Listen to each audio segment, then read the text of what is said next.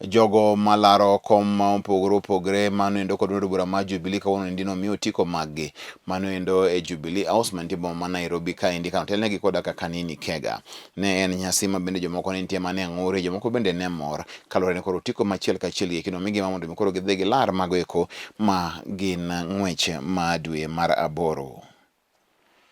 We want to thank you, the entire team. Of course, if there is any issue, there is a tribunal that is alive and active.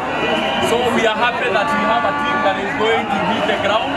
And every team, we have given you the powers to go to the ground. Hatuwataki hapa tena. Tunataka tulisikia mkuu kule mashinani ukipeperusha bendera ya Jubilee na pia kuhakikisha kwamba Azimio ndio itakuwa inanoga kule. So we have a presidential candidate who is none other than Raila Amolo Odinga.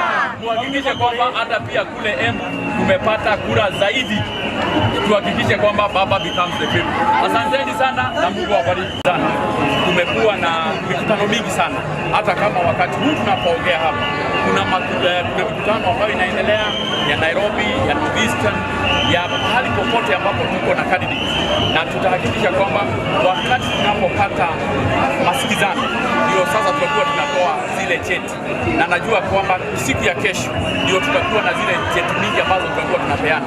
Leo kule Kirinyaga walisema kwamba wanataka kupelekewa kule kwao Kirinyaga, kwa hivyo tunawapelekea. Wale wanataka tuwapelekee kwao, tunawapelekea kwao. Kwa hivyo we are happy with the progress because we have had consensus, we have had very healthy discussions, and we have agreed on candidates without being acrimonious. It is a win-win situation. In other places, of course, you have seen in other parties there is purely acrimony because it's a question of a winner-loser. But in our case, it's a win-win situation, and we are happy that the consensus building has actually brought us together, has actually brought our adversaries together, and we are working and working as a team. And you have seen from that example, we started with Taita Taveta, which we gave. We have given to Embu, we have given to Kirinyaga, we will be giving to Kiambu, giving to Nyeri, and the rest of the countries to make sure that the teams now will hit the ground from the weekend. And I think we are still within the timelines. The deadline is on the 22nd. We are still within the timelines. So we are happy and we are good to go, and we are ready to hit the ground into a consenting form.